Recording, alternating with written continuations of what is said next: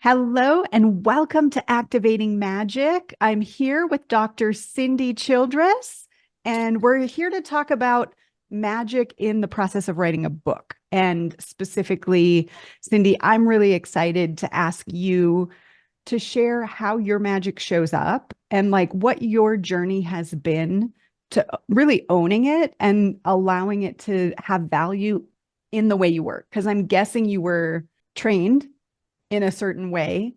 And then you kind of went rogue and started doing things your way. Is that correct? That's exactly how it happened. Amazing. So, first, let me tell people a little bit about you. So, I've met Cindy in person a couple of times. We've sat next to each other at events, and I got to learn about how she does her work, and it was so fascinating. I was like, you have to come talk to my people. Dr. Cindy, the expert's ghostwriter, supports entrepreneurs to write books that make money and make an impact. Highlights of her results in the past 7 years include 43 client and student books published, 13 number one best-selling books, 12 book awards, 2 traditional book deals, and she was awarded a Gold American Business Award Company of the Year. Media and Entertainment in 2022. Oh, I want to ask about that. And quoted in US News and World Report.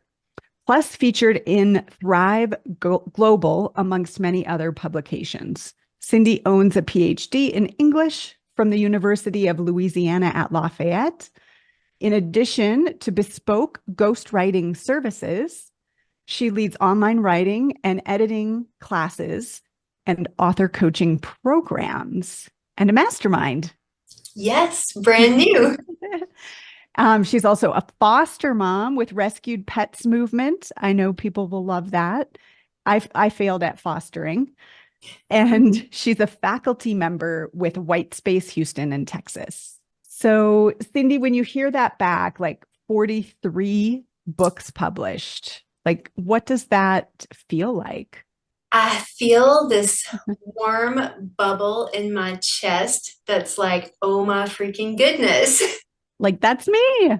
Yes, yes. And I think about all the people that are represented in that number and the really cool things that I've seen them do after their books were published. Love it. What is this award? Yeah, so the American Business Awards they started in the early 2000s after the Enron scandal. And after all that, they wanted to give businesses a way to distinguish themselves positively. Hmm. And there's a very rigorous application form. And the judges they don't always give you comments, but the judges gave me comments that the reason they thought my business was so cool is partly how I continue to diversify my offers using the online business skills to take a service-based business and then broadcast it so that I have clients in Vienna and Munich and in addition to all across America and Canada and Malaysia, and they thought that was just unbelievably rad. I love it. Well, you're a world traveler, so that makes sense. So take us back a little bit to how did you get the idea to move into this realm and start doing your own thing? Yeah, so I finished my PhD, as you mentioned, in 2008. And right at that time, I was dating this very cute engineer who had an opportunity to live and work in Kuala Lumpur, Malaysia. And he invited me to come with him. I told him only if he put a ring on it. And that resulted in us, so we've been married 16 years now, and that resulted in us spending 7.5 years in Southeast Asia, during which time I had a dependent visa. So I did tons of volunteer work. I was the president of 2 international nonprofits. So I was very busy building skills that I would later use as an entrepreneur.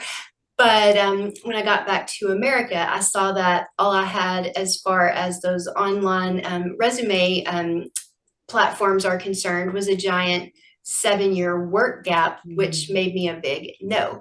So I reinvented myself, and I'd also run Mm. several marathons and half marathons. So I was very fit. So I decided maybe health and fitness is for me. So became a certified personal trainer. And through that experience, I worked my way up in a fitness company over 2 years and built a department for them for in-house phone sales. So I was doing sales scripts, and I also worked as the email marketing manager for them with a list of 80,000. So and then I really was just like, I wanted more for myself and I wanted to do more. And I didn't like decision by committee because I felt like we could be growing faster and doing more things if I could just run with my ideas. So it made sense to do that with my own business. And here I am 7.5 years later. Wow. And so you already had your PhD when you went overseas, Yes. and you came back and you're like, here I am with a PhD and I can't get a job. I was like, dude, I kill with fundraising. I'm so great at events. Like, who wouldn't want to hire this amazing young woman?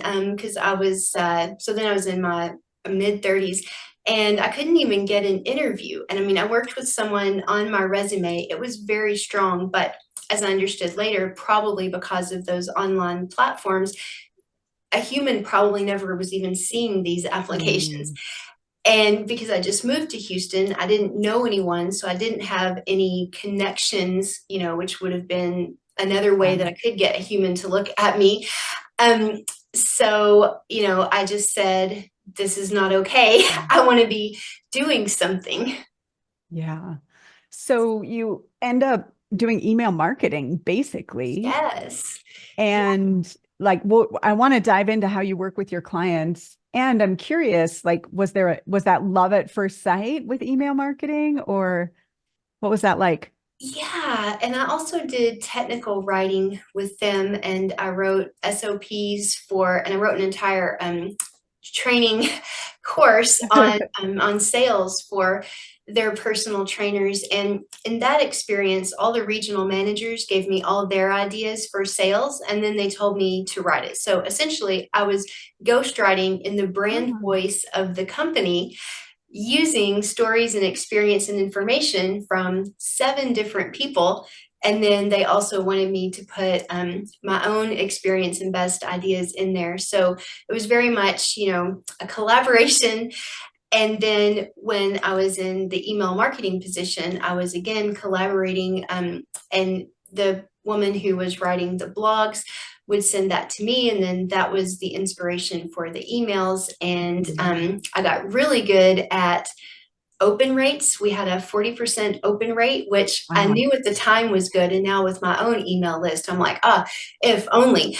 But, we had such a defined target audience that we were speaking to. And I knew them so well because I had worked them out in the gym every day for a couple years. I knew just what to say that would really tug at their heartstrings, that would pique their interest. And it feels really good to sell health and fitness because you're helping people make their lives Yeah. better, live longer, have better quality of life. It was really a beautiful job. So how did you know it was time to go out on your own? Was there, what I would call a message from source, or was it just, hey, it's time to grow? Yeah, well, so the message from source happened very interestingly because I had a severely herniated L5 that resulted in back surgery. So that took me Wow. out of the gym. I couldn't be a trainer after that. And then working full time in the writing part of the business and feeling frustrated, one night I was crying and drinking wine and complaining to my husband. And I'd already been looking at other jobs, and I found a paralegal job where I could make $35 an hour. And I'm like, that can't be my ceiling. And so I'm telling Jack, I'm like, what do you think I should do? And he said, start your own business. And I'm like, you mean like a Subway franchise? And he goes, no, a writing business.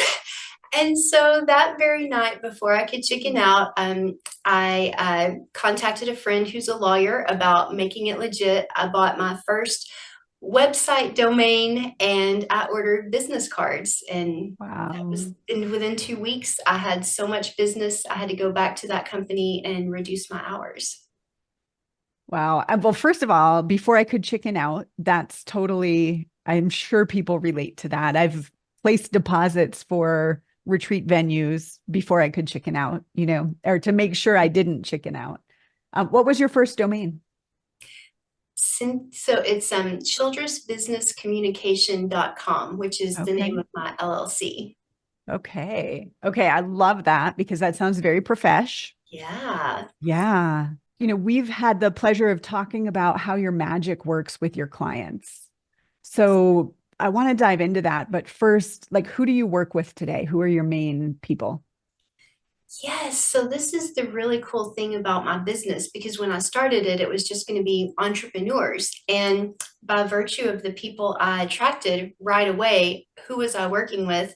A mindset coach, an energy coach, several energy coaches, people with all these diverse certifications that are in the realm of source and magic. And I just I dug in, and I'd been on my own healing journey. So I had a personal relationship with the information. And then, like, I cannot even, like, it's hard for me to put into words how much I appreciate the trust that my clients put into me Mm. to share these important stories, this information that people need, that is not easy to find always, and to put it in a way that when people read it, they find it relatable. They see themselves reflected there, like I see myself reflected Yeah. as well. And it's been Mm. unbelievable. So at that point, when you start writing for energy coaches, did you know about energy? Like, was that something that was innate in you? Or, I'm hearing you say you transformed as you were writing. So talk a little more about that. Yeah, well, I had always known that magic was real. I just thought it was the thing that you don't talk about. Right. That's exactly why I'm doing this podcast. So I love that. I love it. And when I was living overseas, I think Source, the universe, noticed that I had some free time on my hands. So decided that I could just deal with some stuff. So I had all these traumatic memories coming up that would just absolutely arrest me. And I was in a position where like, this was before telemedicine, so I didn't have access to, the only therapists that I could find were like child therapists that were there. Yeah. So the obvious avenues were not open, so I took to the internet. And fortunately, I found Louise Hay and Hay House. And a friend of mine referred me to a book by Cheryl Richardson on radical self, what is it? Radical self forgiveness. Forgiveness. Yeah. Yes. And before you know it, I'm like talking to my ancestors, and um, really noticing how my energy was affecting how things happen in my life. Like, I put together a time that I was Mhm. mugged when I was in Malaysia. What was going on with me at that moment was I was in a terrible headspace. I was like, all of this negative emotion was just bombarding me. And so, along with like learning where to go and not go, and not to walk where like no women are walking by themselves, always a good tip. Um, I also, when I went out, I realized that it wasn't enough to just, I'd always like have a pleasant look on my face, but I realized like that is not enough. Body language is not enough. You also have Yeah. to feel and believe and stay in a positive vibration to attract good things. So I learned that while I was there, and then that's really, and also learned that I was an HSP, highly sensitive person. So I went into down the rabbit hole of being an empath, and doing meditation, and that was the experience that I brought when I started working with professionals in this space. Wow. We have a client who's one of our certified source leaders who helps people with travel. And that's one of the things that she works on is embodying the vibration that you want to put out so you attract, some people travel and attract all of these amazing, she does, right? Like meeting people and then they say go here and then go here. And, most people don't have that experience with travel. And she helps people to travel on their own and be safe because they know they're safe. So I love that. You had a lot of practice, it sounds like. Oh, I get to practice all the time. We were just together at an event, Mastermind to Millions, and I had set my vibration and my intention to meet amazing people. And not only did I do that at the event, but two of my Uber drivers said, like, you are one of my all-time favorite clients. Like, it's people like you that make this job worth it, because you don't turn it on and turn it off. It's just there. I have an Uber story too. My Uber driver, like immediately I felt his good vibes and he was asking about the conference and so I shared with him what it was. And a lot of times people don't really know the world of it and it turns out he does and had just quit his job that day and I'm like, source sent me to you. You got this. Oh, that is amazing. Yeah. Okay. So you ghostwrite and you coach people through writing their books. You have a quiz, which we're going to tell people about. And I'm going to see if you can guess my result Ooh. since you know my book. Yes, I do. So yeah, that's what's ahead. Where do you want to start? Well, I would love to talk about how I hold the container for my clients, if that's Yeah. okay, Yes. because I do not sit down to my desk usually until 10 or 11 a.m.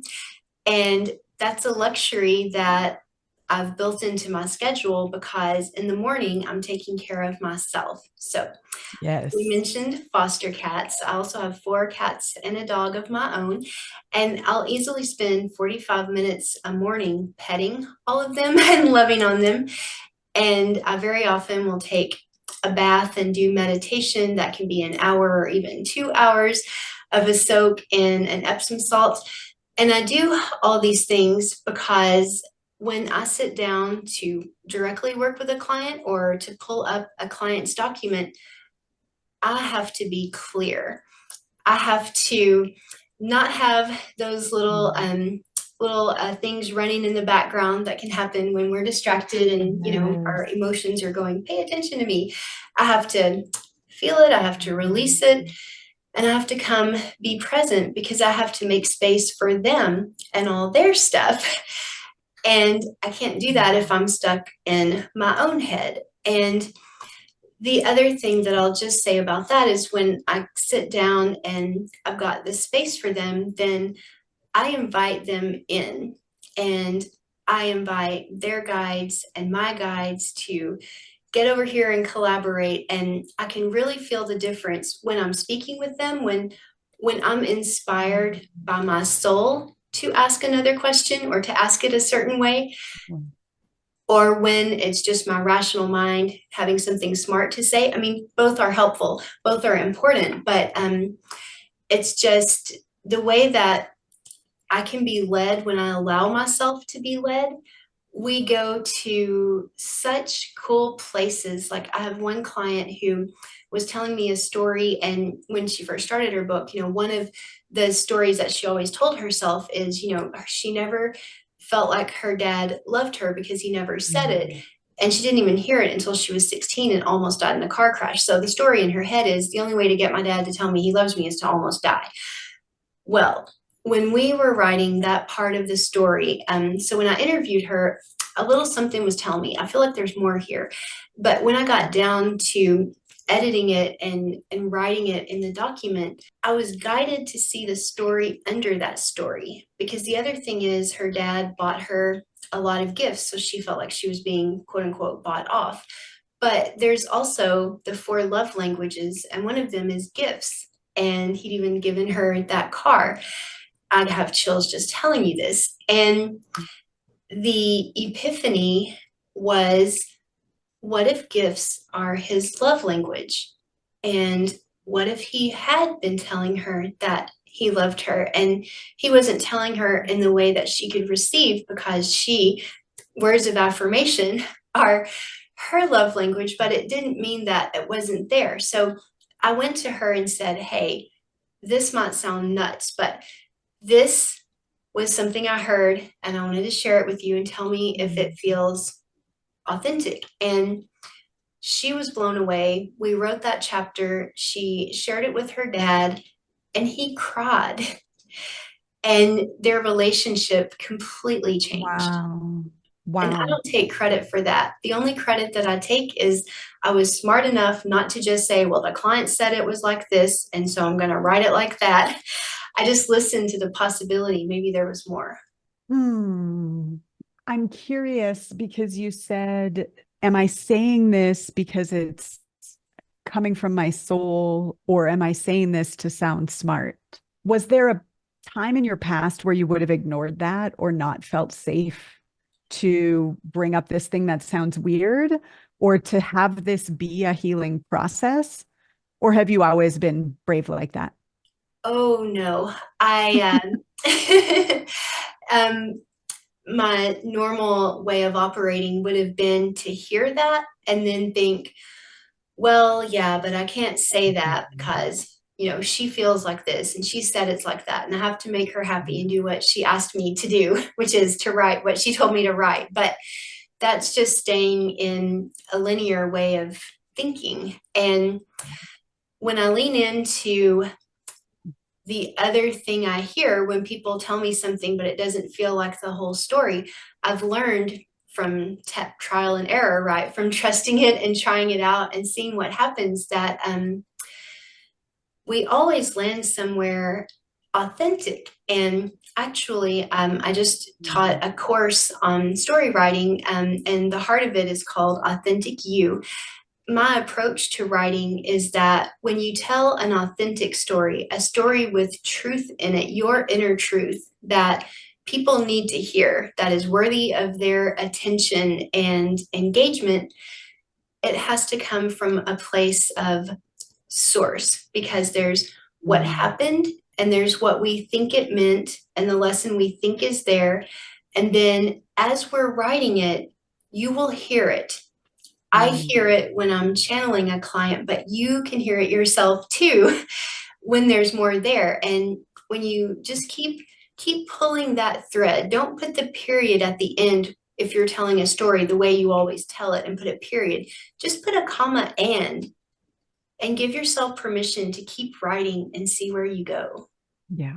I have so many questions related to that. So, as a writer myself, I have learned that sometimes the deeper truth reveals itself, right? It's like, okay, this is the way I've perceived that this went. And, I don't know if you view it this way, but I feel like I'm a teacher through story, right? That when I can share a story that models transformation, people can get that that's available for themselves.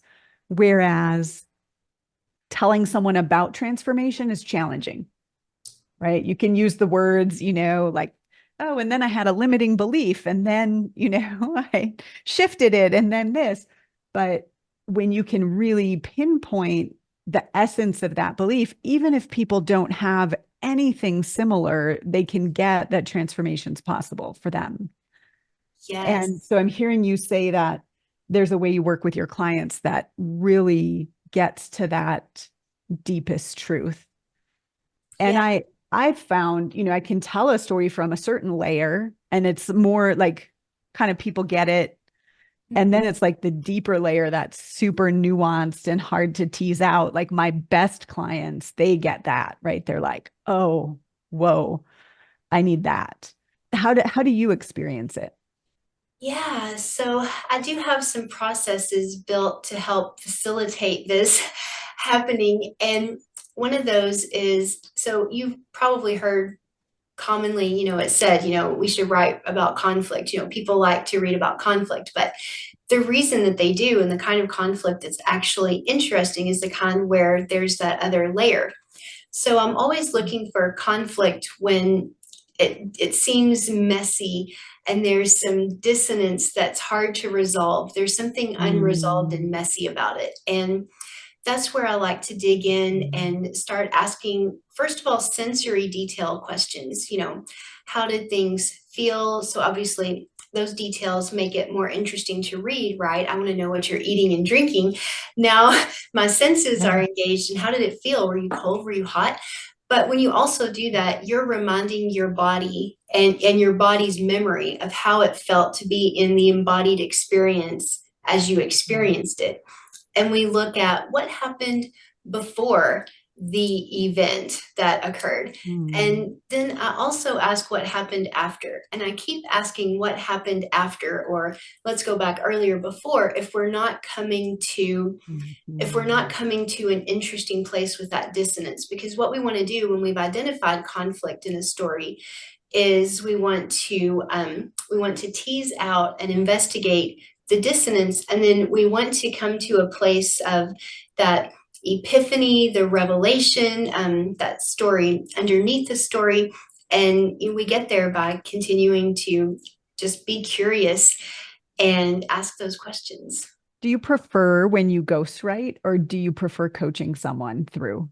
I love both experiences. It's magic in practice to be with me as a ghostwriting client, and we do a long weekend for the interviews. So it's a retreat format that is just one-on-one, and you get to go so deep with people, and I really enjoy it. It's also a lot of energy to do that, and then sitting down to begin writing is, it's a lot of work, but I love it. Now, I also love coaching people and having them take the first stab at the first draft and then giving it to me. And then together we collaborate. But really, I do the same thing, whether you're speaking your story to me and I'm ghostwriting it for you, or whether you've written your story for me and sent it to me, and now I'm reading your writing, and we start from there. Really, the process that I follow is the same.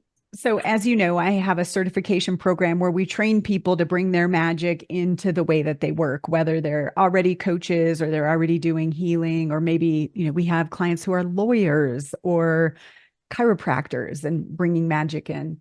One of the things I talk about is one container, one transformation.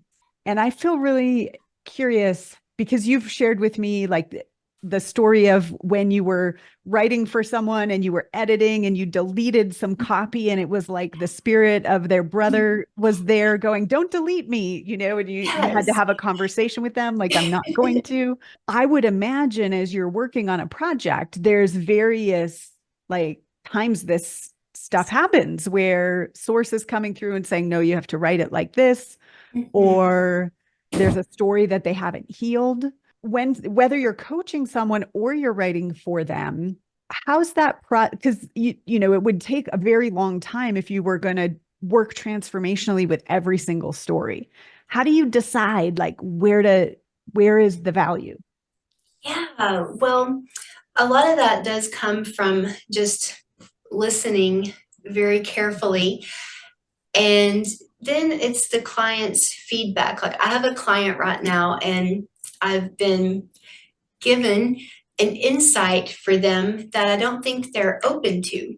And so knowing that he doesn't seem open to it, it's not time for it to be revealed to him, or for him to reveal it to himself. And the interesting thing is, so he was talking about, so he was beaten as a child, which so was I. And he said to me, but I don't have any stuff around it. And I just said, oh, that's really interesting that you don't have any trauma. That because he said it in such a declarative way, that wasn't the time to like pull out that toolkit that I described to you. That was just the time to get curious. And so by asking that question, I just invited him to get as curious as he was willing to be.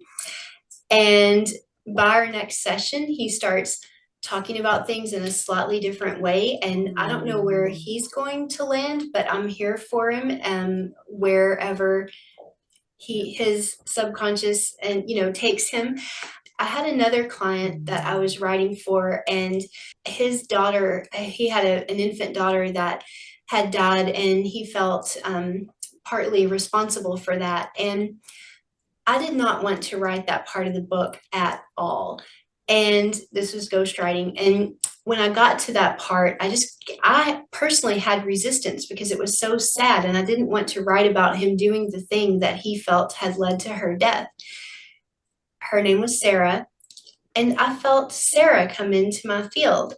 And she gave me the strength to write it because it was the truth.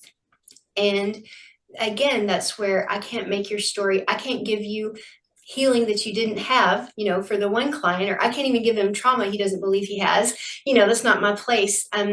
But I do have to stay true to what is your truth and also not get in the way of it just because of my ego or what I would rather read. But after that happened, I talked to the client on the next call, and I was debating whether I thought he would be open to hearing that. And the interesting thing was I got a no. And so I said, okay, maybe it's not now, or maybe it won't happen. But the interesting thing is later I interviewed his adult daughter. She wrote the afterword to the book. And when I was talking to her and the subject came up, I felt this is who this is for. And I told her, and she was like, yes, I fully believe that. I feel my sister too. And that was, so sometimes when I receive something, it's not always for the client. And I did not know what to do with that until the moment arrived. And I was like, oh, here's who this gift is for. Wow. So the gift was just knowing that she's there. Yeah. And that she Yeah. was showing up. Yeah. The daughter may And that tell she him. forgave them, that she forgave her parents. She didn't hold blame. Wow. That's beautiful. You talked about kind of what I would call readiness to receive the truth, right? So for me in the transformation stage, it's release, receive, rise, and receive is receive the truth that's been hidden. And so you're getting these truths. And I love that you have a really solid way of tuning into whether to share, when to share. And that's a lot of what we practice, because ultimately transformation is being able to see and perceive a truth and let go of what was untrue about it. That's my view.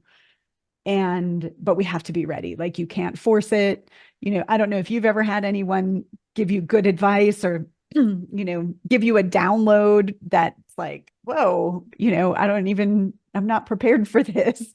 It's not responsible. And it's not really what source wants for us. Did you ever have a time where you felt like you didn't know, let me put it in another way. If someone's listening and they're whatever sort of service provider and they have this magic, they know that like the work they're doing isn't just what it sounds like on the surface. Mm-hmm. And they're kind of nervous about it. What advice would you have, or what would you want to share where it's felt like I messed it up, but I lived and it's okay? If you ever had that experience. Oh, I've messed up plenty of times, Darla. We need another show to go over all of it. But first of all, I have made my client stories about myself in ways that were not helpful to them. So it is helpful to build rapport. And when somebody shares something, and especially if I get the feeling they're concerned they might be oversharing, if I can meet them at that emotional place with my own share, I help them feel more comfortable in the moment. But if I start using my story to try to tell them what their story means, I have overstepped. And even if it is truth, that's not the way that it should be revealed. And it's not helpful to reveal it that way. And so I have done that. And then I've had people step back after I've done that. And that's when people start ghosting me. And and I've repaired that just by doing some of those linear things like following up and reaching out and being thoughtful. And then when they come back in, I really clean that up to make sure it does not happen again. And that's been a learning experience. The difference between the helpful empathy share, and the unhelpful, I'm going to teach you about life share. Yeah. And when you can sense you've overshared, can you feel it? Like, do you feel it in your body? You've talked a lot about embodiment, so I'm sensing you have a lot of sensation magic. Yes, I start feeling like I'm talking for me instead of talking for them. And what's that feel like? What does that feel like? It's like the connection that I feel with them when we're both aligned Mm. on the same wavelength. I feel that I have gotten off, and I feel that we're not connected. I I'm, feel like our soul I'm feeling connection it here is when you're off. talking about it, Yeah, I feel like in that the soul heart. connection is off, and I feel like I'm talking at them or through them instead of like really to them. Yeah. So I took your quiz. So we were talking about magic. By the way, I feel like your sensation and expression. Do you resonate with the expression? Because you're a Completely. channel 100%, right? Yes, absolutely. I had no preparation for this call because I knew as long as I stay out of the way, I'm going to say the right thing. I've said all kinds of things here Yeah. I've never said before, and hadn't even thought them Mm. particularly, but I just expressed them and then it's there. Yes. Yes, and I'm very much like my body and I, we are a team here. I just want to reflect to you how cool it is and how lucky your clients are to be able to access that, right? Because, and they have to be open, I would think, like you attract people who are open. But what a portal for source to come through and support someone in their healing, in their authority, in, evolving their work by this process that you hold. So it's really exciting. Do you think people know that they're getting that when they step in? Some of them do, and some of them don't. A Okay. lot of them do call me their fairy godmother. Um, One is even abbreviated it now, FGM, and they know they're here for that, and that's why they come to me particularly. And then I'll have other, like the gentleman I mentioned before, who they're more linear, but I haven't attracted anyone who doesn't have a strong spiritual aspect to their life, even if it's not in their business per se. And by the time we're midway through a project, people always know that we're tapped in at that level. And I think another Yeah. thing is just they feel how much I love them and love their projects, and even project love to the people that are going to be reading the books. And you really don't come out of that without knowing you've had a spiritual experience. That's so beautiful. I had a client once who was working on a book and she was working with a coach specifically for writing. But when we were kind of framing up the book and the role and the business model, and one of the things she said, I don't care if anybody reads it because if they just put it on their nightstand, it will be a transmission. And I Mm, was like, oh, I love that. me too. Yeah. Okay. So I took your quiz. We're going to tell people about your author archetype quiz. Did I name that right? Yeah, so discover your number one best-selling author personality type. Beautiful. Okay. So what do you think I got? I'm curious. Okay, I think you got the Gabby Bernstein Trailblazer. You are correct. No way! Wow. Well, Why are you surprised? well, because you are exactly that archetype. You just because I read your email this morning that was about your new experience magic and your other two kinds of magic that you have delved into. And the thing about trailblazers is they are always learning and then always creating Mm, and sharing.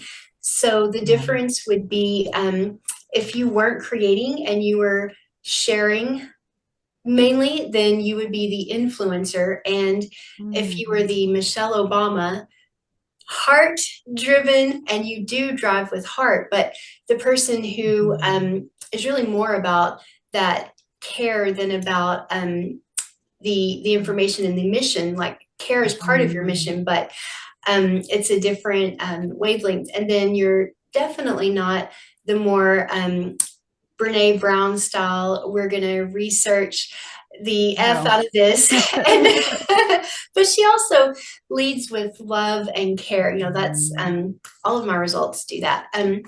But yeah, that's so you're a trailblazer. Well, Yeah. congratulations. So is Gabby Bernstein. I know she's amazing. So that's awesome.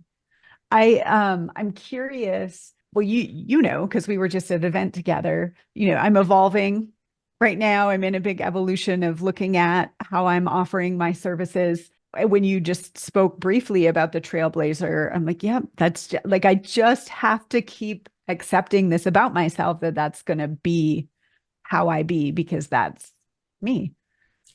It is. It's even in your story that you shared of your romantic journey in your first book that you Yeah. are going to keep evolving. You could have pink hair. I don't know Yeah. what's going to happen next, but I know you're not going to just stay where you are. Right. Right. And in business, you know, business works better, I would say. I don't know, better, it depends on how you measure it.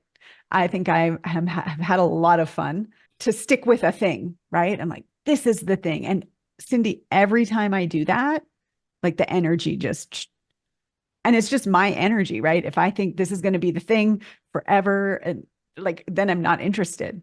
Yes, that makes Yeah. total sense to me because it's not what you're here to do. You're here Yeah. to keep discovering and sharing and bringing new things to life. Mm.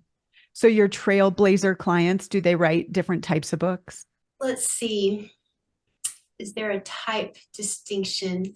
Well, they're always very story driven because a lot of, as they keep having new iterations and discovering new things, this Mhm. always starts with themselves and their own personal evolution. And then it kind of spills into their business and how they work with people and some new tools that they're learning or new ways that they're adapting the tools that they have. To go somewhere new and interesting. So it's always very, very personal. And then the teaching is also usually still like largely narrative, like the story of how they learned it is kind of how we will guide Mhm. the reader through it, as opposed to a more Brene Brown style book Yeah. that would, guys, and I have a client who's doing that too. It's a book about burnout, and she is spiritual, but the book is very much, research heavy and Mhm. very different from the Trailblazer. Do you get a lot of the research type authors? Those are the two types that I get. Okay. I get the Trailblazer who knows they are magical and they want someone who is going to do nothing to impede it and Mhm. everything they can to help them express it Yeah. as fully as we can. Mhm. And then I get my researchers who are probably like trailblazers in disguise, because isn't Brene always finding new things and bringing them Totally. to bear as well, but just through a very different lens Yes. that is, very, research and data Academic. heavy. So I think Yeah. sometimes when you get your downloads, if you are that kind of person, like you get your download and then you need to find a lot of proof to support it. And that's how you want to share, this new insight that you have. And I mean, and both ways work because there are people that receive both ways. Mm. Love it. So, how can people find the quiz? Yes, go to www.cindychildress.com/quiz. It'll take about 4 minutes.